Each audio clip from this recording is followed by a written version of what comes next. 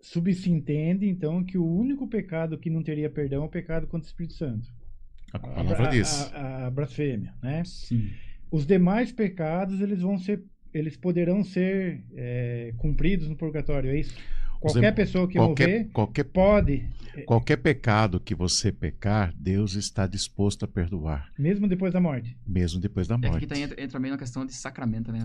Eu vou falar de sacramento. Não, desculpe ficar entrando assim. Não, pode entrar. Isso é bom, porque uma coisa leva a outra. Isso, porque assim, a gente fica fazendo mais do mesmo, né? A ideia é conhecer. Deus está pronto para perdoar qualquer pecado.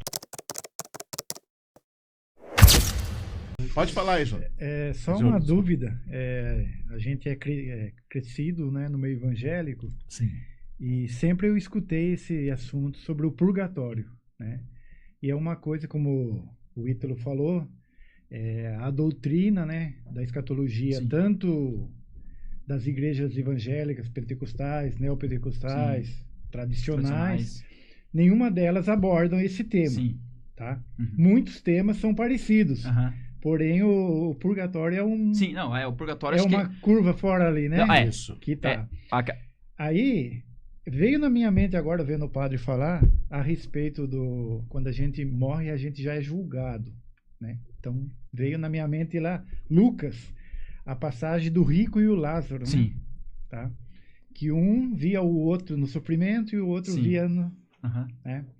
Então, para colocar assim de uma maneira bem didática, vamos dizer assim, para uma pessoa que não tem conhecimento nenhum de uma escatologia, nunca estudou, só colocar para a gente a sequência da ordem dos acontecimentos.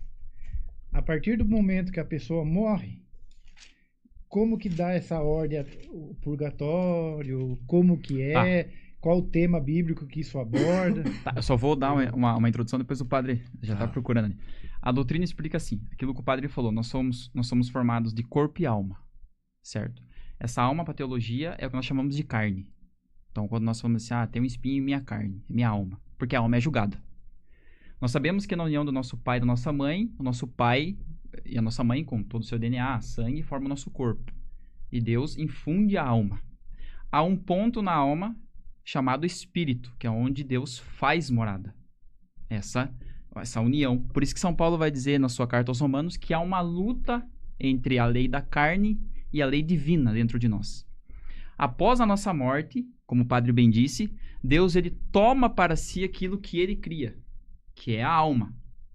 Essa alma, ela é destinada. E aí entra a questão que o padre até citou na missa retrasada, sobre o jovem rico.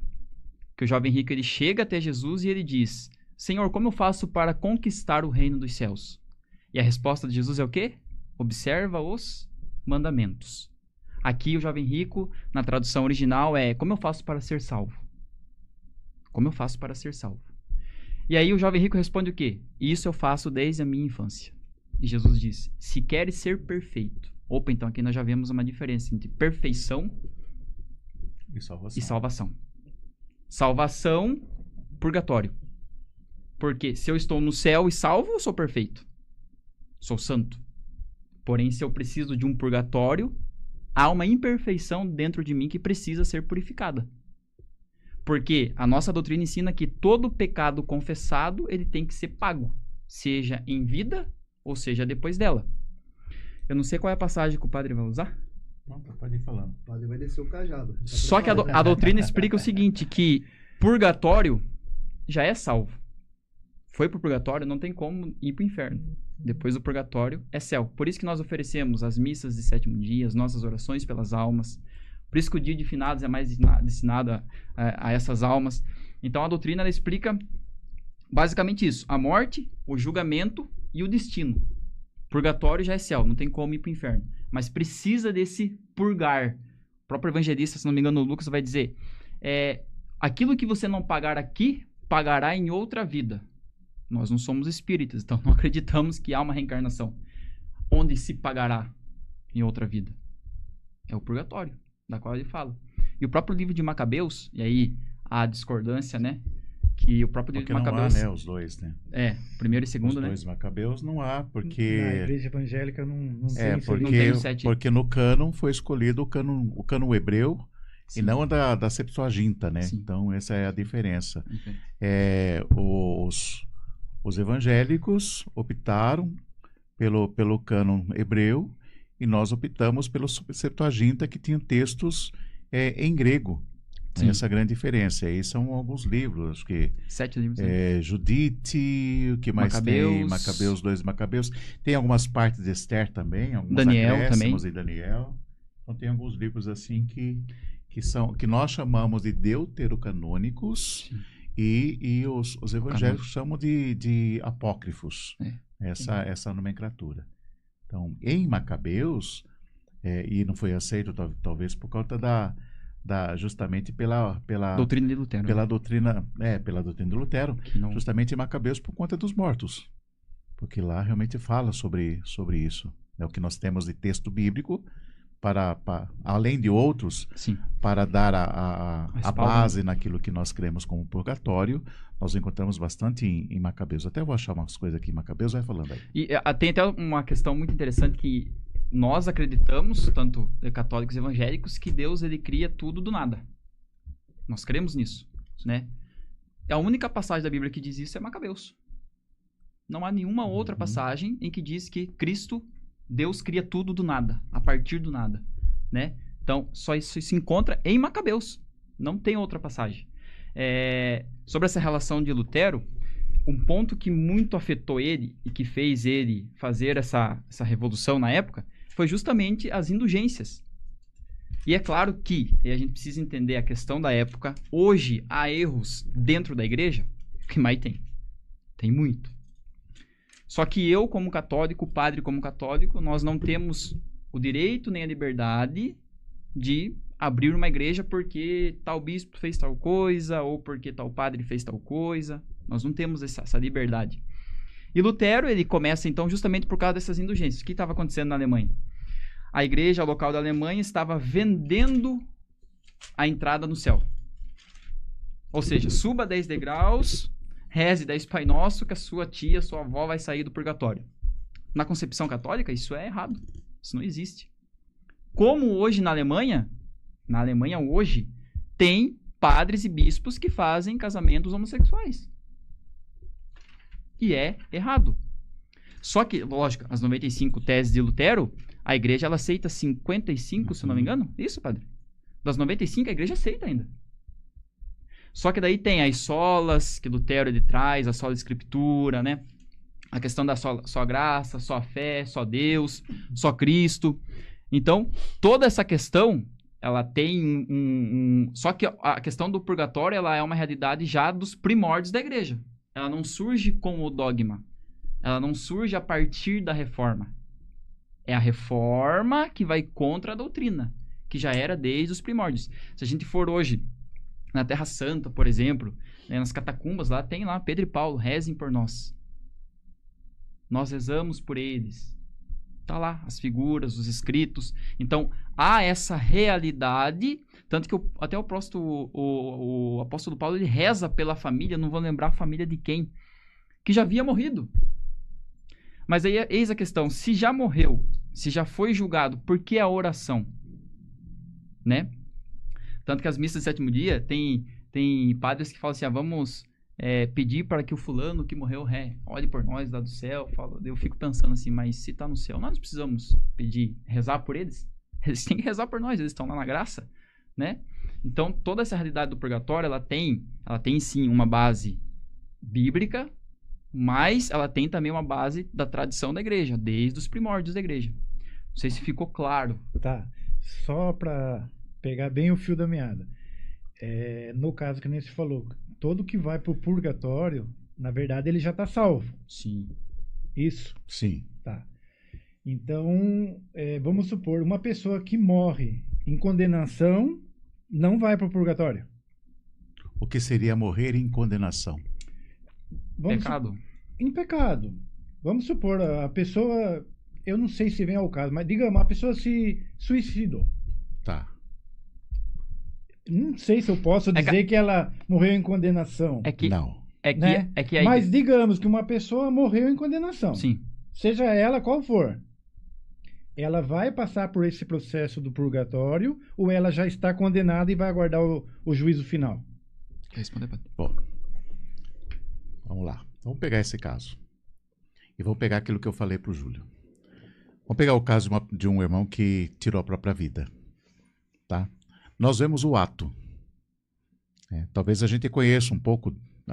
Estava na rua, ou estava depressão, né? Quantos padres, né, que tiram pastores religiosos. Então não é uma questão de fé, é uma questão da vida, né? Então, uma pessoa que tirou a própria vida, nós olhamos o ato, e talvez pelo ato a gente possa até condenar.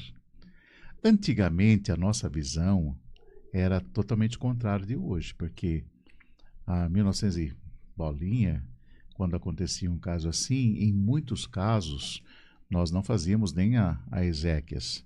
Não era permitido nem sepultar em um cemitério que fosse cristão. É claro que o Espírito Santo, que vai nos auxiliando e dando conhecimento das coisas e aprofundando a revelação de Deus, conforme cada tempo possa compreender, vai mudando o nosso olhar, e mudando o nosso olhar vai mudando também a nossa prática. Tá? Vamos supor que um jovem morreu aí, uma pessoa morreu porque tirou a vida. Foi para o inferno? Quem pode garantir? Ninguém de nós. Porque é aquilo que eu falei para o Júlio, Deus vê a história inteira. Deus vê a enfermidade, Deus vê as tentações, Deus vê tudo. Aquela pessoa que acabou de morrer e tirar a sua vida, conforme nós cremos, haverá ali um primeiro julgamento onde Deus verá tudo isso. E se o Senhor Jesus, ele disser que aquela pessoa é digna do céu, da eternidade com ele, ele vai encaminhar a alma dessa pessoa para a eternidade com ele. Talvez, muito provavelmente, cada um de nós, porque como o Padre Paulo Ricardo disse numa pregação, 99,99% dos que morrem vão para o purgatório, né? Só os santos que vão direto para o céu, segundo aquilo que nós cremos.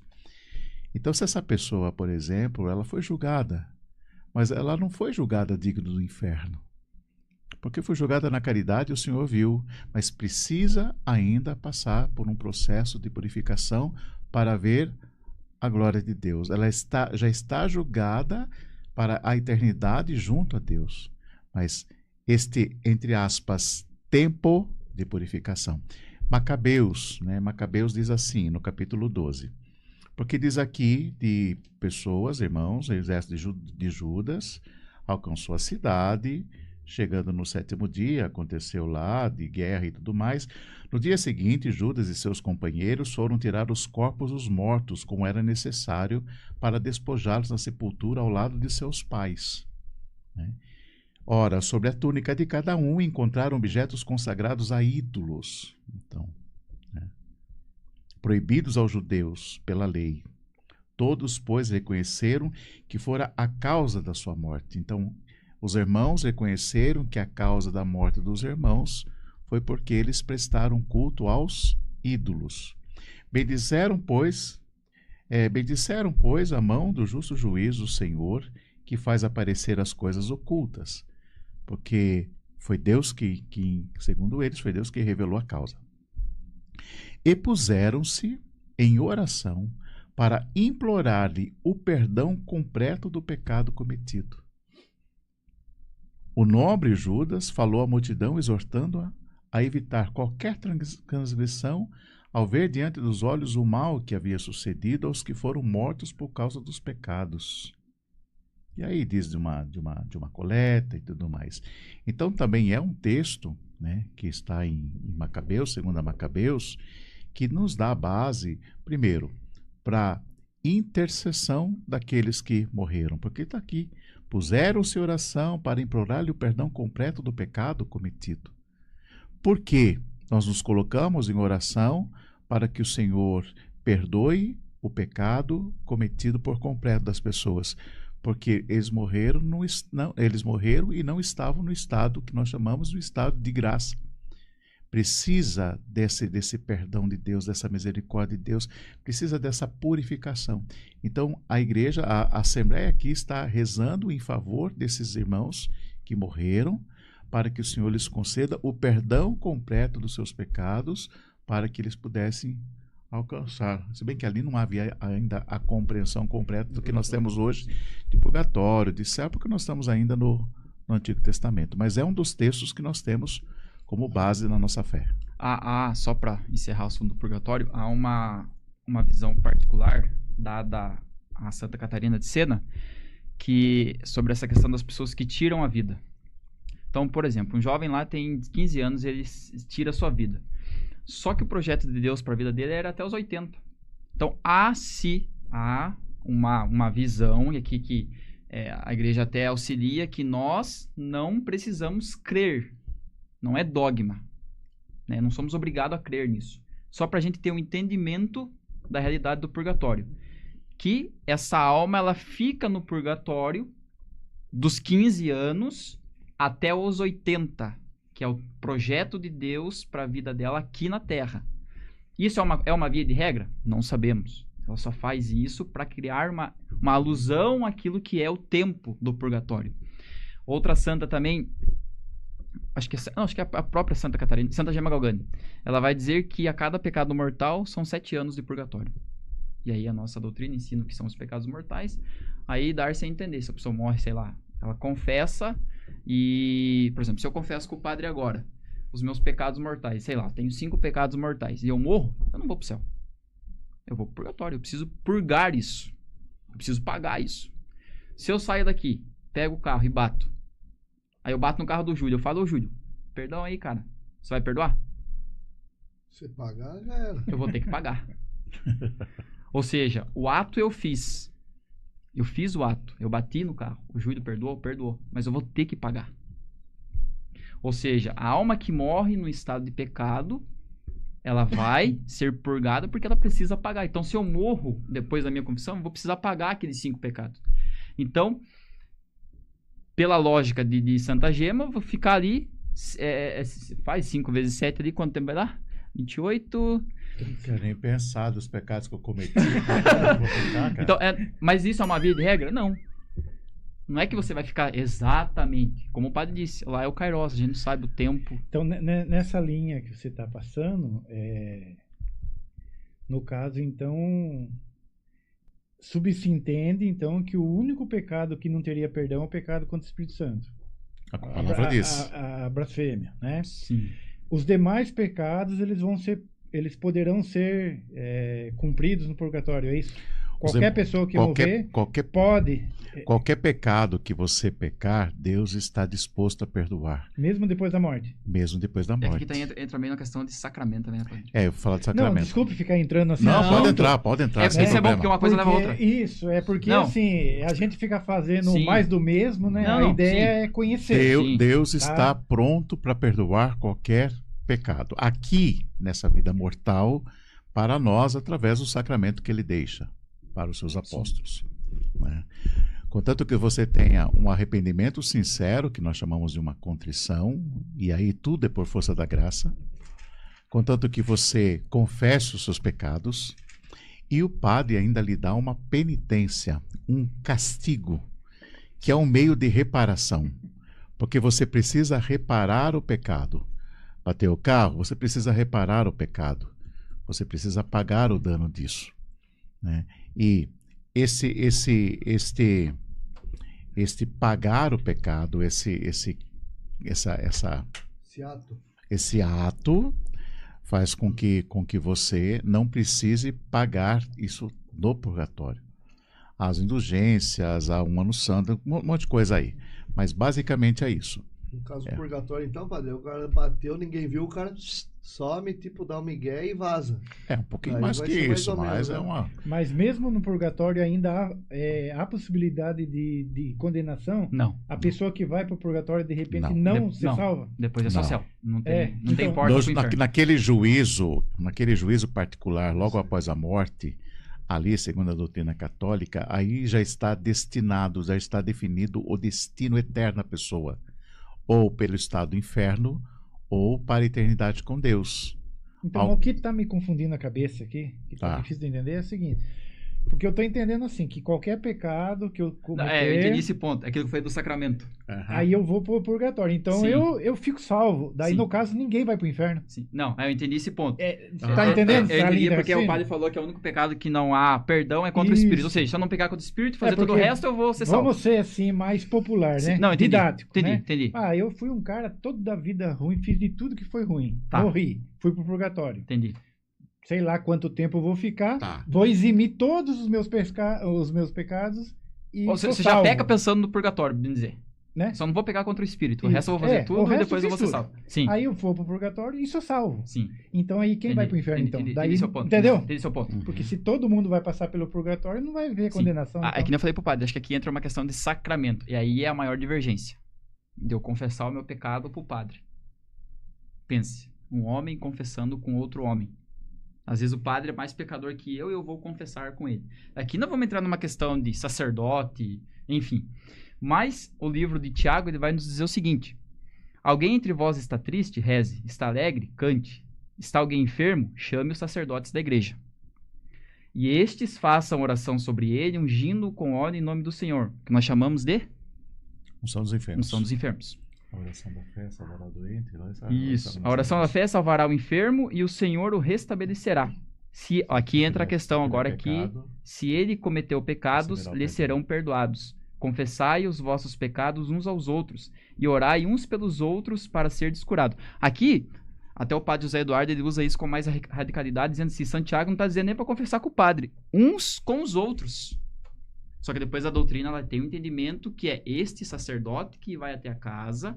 E aqui está dizendo que a oração do padre pode salvar o enfermo. Aqui a escritura é muito clara. A oração pode salvar. Então, pegando o gancho daquilo que você falou. Então, o pecado contra o Espírito Santo. O catecismo nos ensina que aquele que morre com pecado mortal é condenado. Não tem purgatório. Porque na primeira carta de São João vai dizer aquele que peca é do demônio. Sabe o que é interessante nisso? Que é bonito demais?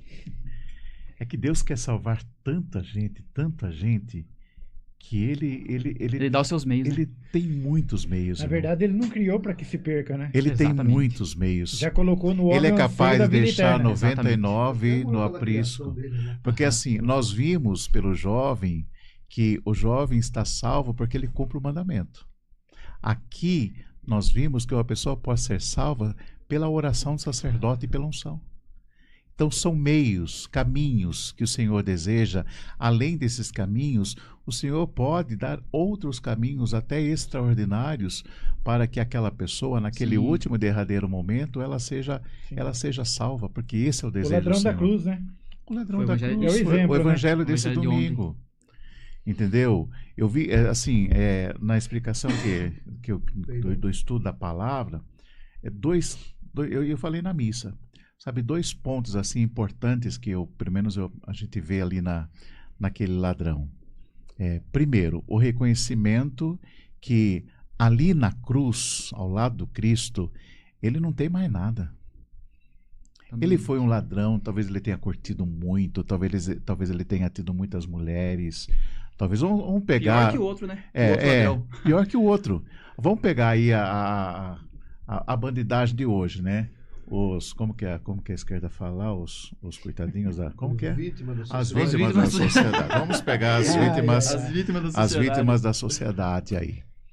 Cara, eles se divertem, têm as suas mulheres, as suas festas e tudo. Esse também, por que não? Talvez ele tenha tido as suas mulheres, os seus momentos de poder, um dinheiro, porque era bandido, né? E quando ele está na cruz, ele não tem mais nada disso. Tudo aquilo que sustentava a vida dele e que ele dizia, poxa, isso que é a vida. Ele não tinha mais nada na cruz, nada. Ele não tinha nem esperança mais. E daqui a pouco ele não teria nem a vida dele. E segundo alguns relatos, os crucificados eram colocados, inclusive, nus nas cruzes. Sim. O próprio Cristo também. O próprio Cristo. Aqui que a gente coloca ali, né? Por conta da cultura ocidental, a gente colocou umas vestes por conta do pudor. Mas assim, a primeira coisa, ele reconheceu a miséria dele quando ele reconhece Jesus. Né? Ele está aí porque ele não merece, mas nós merecemos, nós estamos aqui porque nós merecemos. Então, qual é o primeiro passo? O primeiro passo é reconhecer a miséria, reconhecer a limitação, reconhecer o vício. E até dizia na missa, a gente só vai procurar o médico depois que a gente reconhece e conhece o diagnóstico por conta do exame. Um viciado só vai procurar uma ajuda ou só deixa ser ajudado quando ele reconhece o seu vício. Então ali ele reconhece a sua miséria, mas ele reconhece que ele está ao lado de alguém que é grande. Ele não sabe ainda que é o Cristo, porque ele não chama Jesus de Cristo. Ele fala Jesus, não é? Não chama. Mas ele sabe que ali está uma pessoa diferente e que pode auxiliá-lo e que tem um reino. E que o reino é o paraíso, porque ele diz assim, lembra-te de mim quando tiver no teu reino, que Jesus responde. Hoje mesmo. Hoje mesmo. Estará comigo no meu reino? Não. Estará comigo no paraíso. Diga lá. Então, nesse caso aí, foi o purgatório mais curto da história. Esse não teve purgatório. Não teve. Pela doutrina católica, é o primeiro santo da igreja. Né? Desculpa, é um ladrão.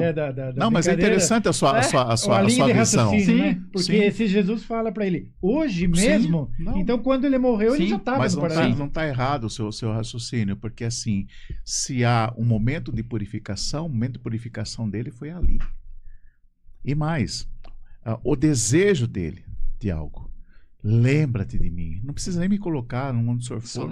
Só lembra de mim. E Jesus dá algo a mais para ele. Que diz assim, hoje mesmo estará comigo no paraíso. Então, o reino do Senhor é o paraíso. O reino do Senhor é o céu. Então, onde o Senhor está o amor, está a vida e está o paraíso, está o céu. Então, isso é um grande personagem, né, que você trouxe que nos ajuda a compreender isso. E uma coisa que chama a atenção. Ontem a gente celebrava a solenidade de Cristo Rei. Nossa igreja onde celebrou a festa de Cristo Rei. Mas não Rei da terra, do mundo, do universo. Nós cremos piamente nisso. Tanto que, pela tradição, a gente chama ele de bom ladrão. Que ele não reconhece apenas o Filho de Deus, mas é o rei. Porque todo rei tem um reinado. Um reino. Enquanto o outro, se és o Cristo, salva-te a ti mesmo e nos salve. Desça da cruz. E o bom ladrão reconhece o rei. Eu tenho uma pergunta. Quem quiser responder aí de casa, pode responder, ou vocês aqui. Ai. Sangue de Jesus. Aquele que não reconheceu foi para o inferno? Eis a questão. Então, aí assim, por aquilo que você crê. Então, por aquilo que eu creio da nossa igreja, né, como eu cresci, é uma situação que a gente não cabe a nós julgar. Sim. Né? Não tenho como julgar, porque eu não sei qual foi o último suspiro dele ali, né? Pode ser que no último momento ele tenha reconhecido e tenha sido salvo, né? Como você passou também a situação do suicídio, né? Sim. No último momento ali, o próprio apóstolo de Cristo acabou se suicidando, né? Sim. Mas entendendo o que vocês colocaram hoje como purgatório, então no caso esse ladrão ele passaria pelo purgatório. O mal. O mal. Sim. Passaria pelo purgatório e teria uma chance. Sim, entendi. No caso, se ele for para o purgatório, seguindo... Ou não. É a dúvida, né? Porque a gente vê uma raiva aqui do mau ladrão, né? Sim. Mas o Cristo sabia o porquê da raiva. A mesma situação de Judas, né? Sim. Andou com Cristo, deu o beijo e depois tira a própria vida, né? Sim. E qual a diferença de Judas com Pedro? Os dois. Porque Pedro também, eu acho que Pedro negou, cara. E Pedro era muito mais próximo do que Judas. Se você vê na história, no caminho, Pedro estava muito mais próximo do mestre do que Judas. Os três sempre estavam juntos. Então, se ele estava mais próximo, o erro dele foi maior, porque é muito dado, muito será cobrado. Mas um se arrependeu amargamente. Mas o outro não. Mas aí não dá para marcar céu e inferno. Não vai, a gente vai acabar saindo do assunto, mas é que o senhor vai falando e vai vindo aqui, estralando, né? Jesus já tinha falado para ele que antes que o galo cante, sim, você vai me trair. Aí então seria uma predestinação? Aqui entra até a questão do fim dos tempos. A mesma percepção. Jesus ele fala isso para Pedro Mas Pedro poderia ter mudado? Então, por isso que eu falei predestinação. Então, entra a questão. Ele poderia não ter feito aquilo? Poderia. Mas precisava. Pedro precisava passar por aquilo. Porque quando Judas beija ele também fala, né? Com Sim. beijos entrega o... Sim. A questão é que Pedro precisava passar por aquilo. Ele precisava passar quando por... o galo cantou... Sim. Sim. O galo cantou... Há uma divergência aqui na doutrina, na tradição, que fala que o galo não é o bicho. Mas era uma corneta que era tocada antigamente, chamado galo. Não é um animal. Não. Até a questão do... É mais fácil um rico... Camelo. O camelo não é o bicho. Falava-se que era as cordas dos navios, né? Que era uma corda grande, né? Então, conhecido como camelo, né? Mas essa questão de Pedro é que ele precisava. Imagine se Pedro... Porque Pedro, dos discípulos, ele era o mais irado. Ele era bravo. Tanto que é ele que arranca a orelha de Malco. Esses dias eu perguntei pra uma pessoa assim... por que Jesus não tirou a espada da cintura de Pedro? Interessante. Nos 3 anos de vida pública. Jesus todos os dias via Pedro com a espada ali. E aí Santo Agostinho fala assim, Jesus precisava tirar primeiro a espada do coração de Pedro. E Pedro foi difícil para se converter ali. Estando na presença do Cristo, vendo tudo que viu, ele viu Jesus... como é que é o nome? Esqueci. A manifestação no Monte Tabor. O quê? Que Pedro viu? Pedro, Tiago e João? Elias e Moisés? Isto. Como que é o nome da manifestação? Esqueci. A transfiguração. A transfiguração. Ele viu aquilo. E mesmo assim depois ele nega. Ele reconhece o Cristo como Filho de Deus. Né? A fé apostólica ela se fundamenta aqui nessa profissão de fé de Pedro em Cristo. 10 minutos depois, não, senhor. O senhor não vai ser crucificado. E Jesus fala o quê? Afasta-te de mim, Satanás. Como que pode? Só uma pergunta que o pessoal mandaram aqui. Manda lá. Eu vou colocar algumas mensagens, Júlio. Tá bastante coisa aqui, tá? Coloca aí. Vamos lá. Se Cristo perdoa completamente o pecador, qual a necessidade de um processo adicional de purificação? Isso não sugere que a obra de Cristo na cruz foi insuficiente?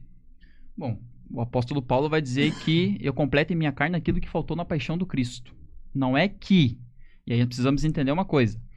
A morte do Cristo, ela nos trouxe a chance da salvação. Porque o próprio apóstolo Paulo vai dizer o quê? Com a paixão do Cristo, aquele documento da qual fazia de nós pertenças do demônio foi rasgado. Então, nós temos o livre-arbítrio e eu posso muito bem, aquilo que eu falei. O catecismo ensina que não é Jesus que condena, é nós que se condenamos. Se eu vou e confesso com o padre, e aí eis a maior pergunta desses 500 anos da reforma até hoje. Se só Deus nos perdoa sem a necessidade do sacerdote, quem nos garante esse perdão? É a pergunta. Vamos usar categorias bem simples também. Com o pecado da origem, a porta se fechou. Nós somos expulsos. Em Adão e Eva nós somos expulsos. Né? E quando Jesus morre, a cortina do templo ela se rasga de cima a baixo. Isso quer dizer que do lado chagado do Cristo, essa porta ela é reaberta. Sim. Porque Jesus é o caminho, a verdade e a vida. Então, o sacrifício do Cristo, ele foi suficiente. Tudo está consumado. Né? Então, ele abre novamente esse caminho para que pela nossa inteligência e pela nossa vontade, respondendo a esse amor de Deus, também com o amor de toda uma entrega, a gente possa também entrar por essa porta que é estreita. Né? E devolvo com uma pergunta. Se não foi... A pergunta, eu estou aqui com ela aqui. Se Cristo perdoa completamente o pecador, qual a necessidade de um processo adicional de purificação? A confissão é um processo de purificação. Sim. Porque na confissão nós nos purificamos, porque a confissão para nós, deixada por Jesus Cristo, é um sacramento de cura e é um sacramento de libertação. Então, se não precisássemos de tudo isso, Jesus ainda não teria deixado no último momento a possibilidade do perdão dos pecados. Por que ele deixou? Será que faltou alguma coisa à cruz de Cristo? Não. É porque também precisa da nossa vontade, da nossa inteligência, da nossa busca dessa vida de santidade, da intimidade com Ele, para que a gente passe por essa porta. Acho que está respondido. Sim. E até nessa questão, Juninho, aquilo que você falou assim, então, só vai para o inferno quem comete pecado contra o Espírito. Aqui nós entramos numa via de Lutero chamada a via da graça. Só é salvos pela graça. Santo Agostinho dizia que Deus nos cria sem o nosso auxílio, mas Ele não pode nos salvar sem. Então nós precisamos cooperar com esta salvação. Por quê? Aqui é cristalino para nós, entre evangélicos e católicos, que nós precisamos da nossa salvação. Nós precisamos buscar. Certo? Sim. Mas por que nós buscamos? Se Cristo já morreu por nós. Qual é a necessidade? Onde que nós colocamos Tiago quando ele fala que a fé sem obras é morta? Como que nós entendemos isso? Tanto que Lutero queria tirar, tá? Ele queria tirar e não deixaram na época. Por que nós necessitamos, então, da obra? Nós necessitamos da obra porque ela expressa esse nosso desejo de salvação. Não é só a fé. É a fé juntamente com um desejo praticado. Não é um desejo só da imaginação, mas é um desejo praticado. Né? Eu preciso de um desejo praticado na minha vida de querer essa salvação, de querer o céu. Eu preciso ser como aquele ladrão. Jesus, lembra-te de mim. Ali, por força de uma graça especial, já brota no coração dele o desejo de salvação. Ele não sabe, mas ali já há um desejo de salvação, um desejo dele.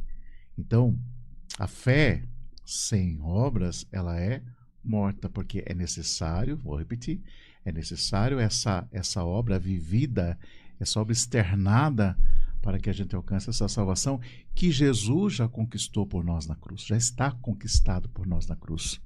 Mas nós precisamos fazer por merecer também. O preço já foi pago. Já foi pago, irmão, e foi pago caro demais. Não demais, né? Nada é demais para Deus.